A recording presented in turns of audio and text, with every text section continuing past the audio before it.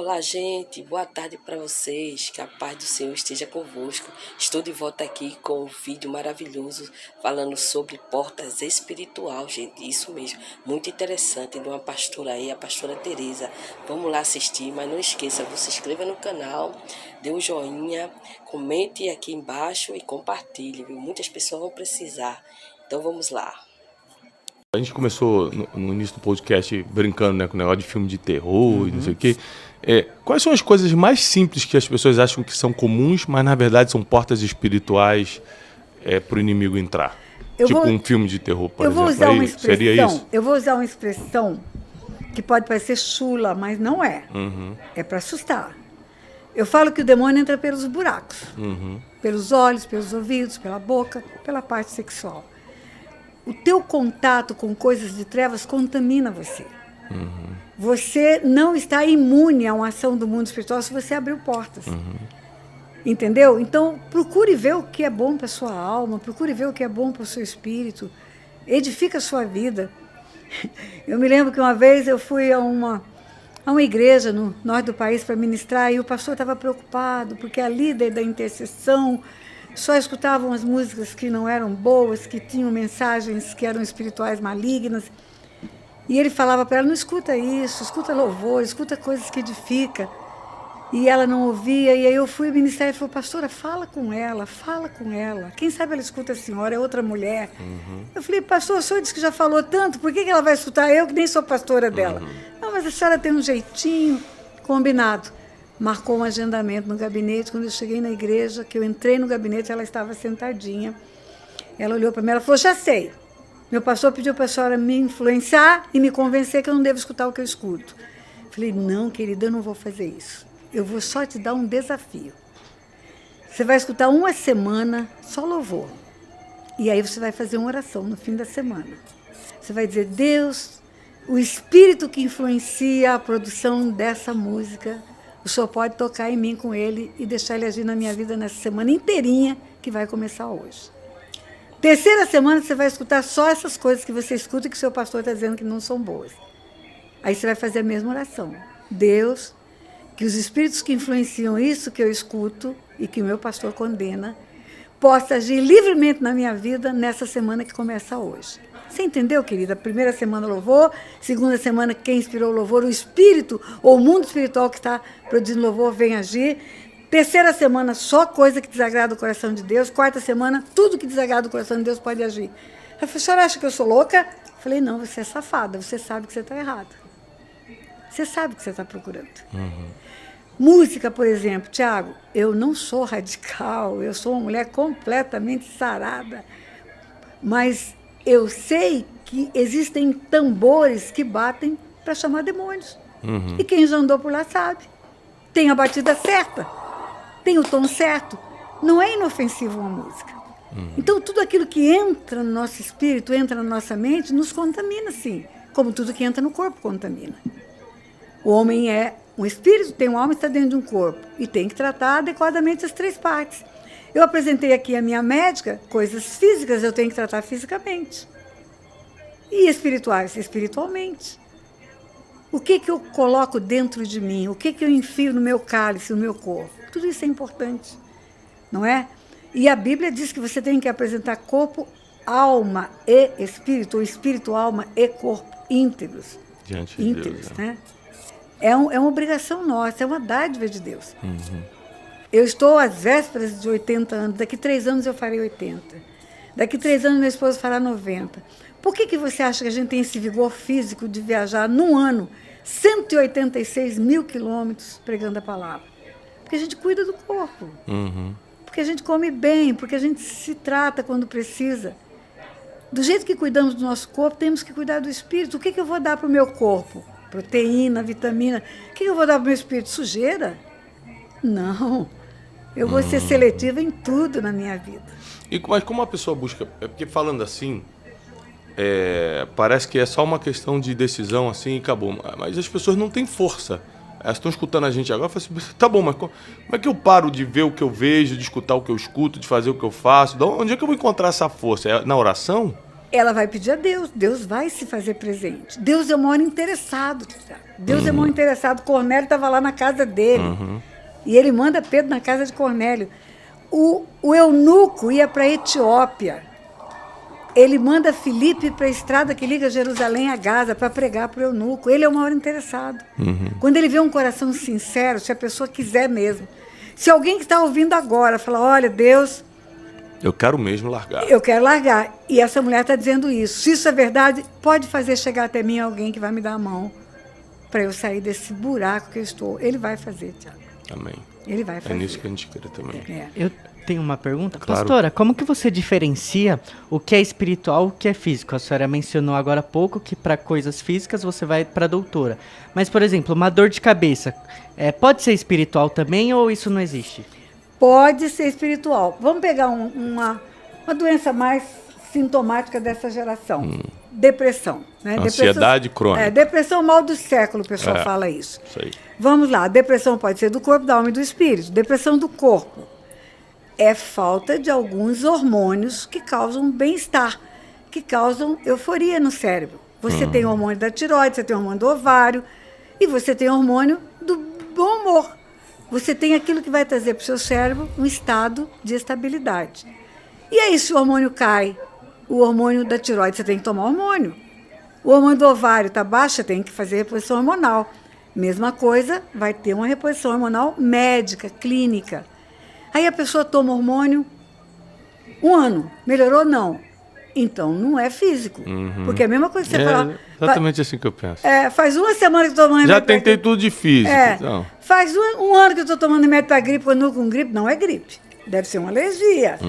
Aí eu vou para a segunda parte. A alma tem depressão que é reativa.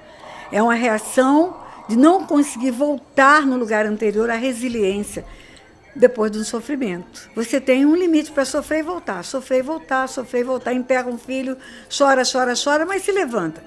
Mas vai que essa pessoa teve uma queda atrás da outra, veio o Covid, matou todo mundo na família. Mal ela se levanta, ela fica doente de novo.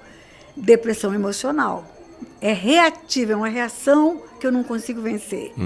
E crente pode ter depressão reativa? Crente pode. Elias teve. Elias entrou embaixo de um zimbro e queria morrer. Porque 3 anos e meio passando por batalhas, exílio, perseguição. Aí eu pergunto para a pessoa, você teve algum problema muito sério na sua vida? Teve alguma perda muito grande? Um casamento que acabou? Uma empresa que quebrou? Uma doença que levou filhos? A pessoa fala que eu me lembro, não. Então, não é da alma, porque ninguém esquece que enterrou um filho e quebrou uma empresa. Aí eu venho para a terceira parte. Se não é física, não é emocional, é espiritual. Só pode ser espiritual. Espiritual são espíritos de morte. Depois que tem derramamento de sangue numa família, seja por aborto, seja por homicídio, seja por violência doméstica, seja por maus tratos de escravos, espíritos de morte podem agir nessa família. E uma das causas é a depressão. Agora, a depressão física e a depressão emocional não levam ao suicídio. Os sintomas são iguaizinhos à depressão espiritual, mas a depressão espiritual leva ao suicídio. Porque a finalidade desse espírito de morte é levar a pessoa até a morte. Então, a primeira coisa que você tem que fazer é conversar com a pessoa, para saber essas histórias. Está tomando remédio? Teve perdas? Se não está, se está tomando remédio, já não tem nada que funcione. Se não teve perda, já vai logo tratar da parte espiritual. Eu tenho um caso que eu atendi recentemente de um grande empreendedor do país. Me procurou e falou assim, Bruno, eu não estou conseguindo dormir. Eu falei, cara, às vezes você está fazendo esporte, tá? Ele falou, eu jogo tênis de manhã, 6 horas da manhã, corro não sei quantos quilômetros na esteira. Eu falei, então, não é físico. Eu falei, você já foi num psiquiatra para ver? Ele falou assim, cara, eu tomo litros de Rivotril. E não dorme? Ele falou, não durmo. Eu falei, então é espiritual. Manda ele pro Silk. Manda pra lá. Eu falei, então é espiritual. E realmente o problema era espiritual. Ou seja, você tentou naturalmente, tentou emocionalmente, não resolveu, só pode ser espiritual. Só pode ser, é a terceira dimensão, que na verdade é a primeira, não é? É a primeira. Hoje, o que uma pessoa que está começando agora a conhecer a Bíblia, está começando a conhecer o mundo espiritual, o que ela tem que ler na Bíblia? O que a senhora aconselha ela a estudar? Lê os evangelhos, comece pelo evangelho de Mateus, Marcos, Lucas, João, vai entender alguma coisa do mundo espiritual. Por exemplo, vai entender que Jesus ficou escondido espiritualmente até o dia do batismo. Que no batismo veio o cumprimento da profecia de Isaías 61, o Espírito veio como pomba ou como um rasante de pomba. O pai falou, esse é o meu filho. A partir dali, ele foi levado ao deserto. Só a partir dali, ele pôde encontrar-se com o diabo. Por quê? Porque só os filhos de Deus têm autoridade para encontrar-se com o diabo e não serem massacrados. Por isso que o diabo falava assim, bem sei que és o filho de Deus. Essa era a palavra do diabo para ele o tempo todo, não é? Então vai conhecer os princípios de retidão, vai conhecer os princípios de família e vai saber que algumas coisas que ouviu eram mentiras, né? Vai vendo a verdade. A Bíblia fala e conhecereis a verdade vos libertará. Agora, Tiago, eu quero aproveitar para dizer algo muito sério. A mentira é muito parecida com a verdade.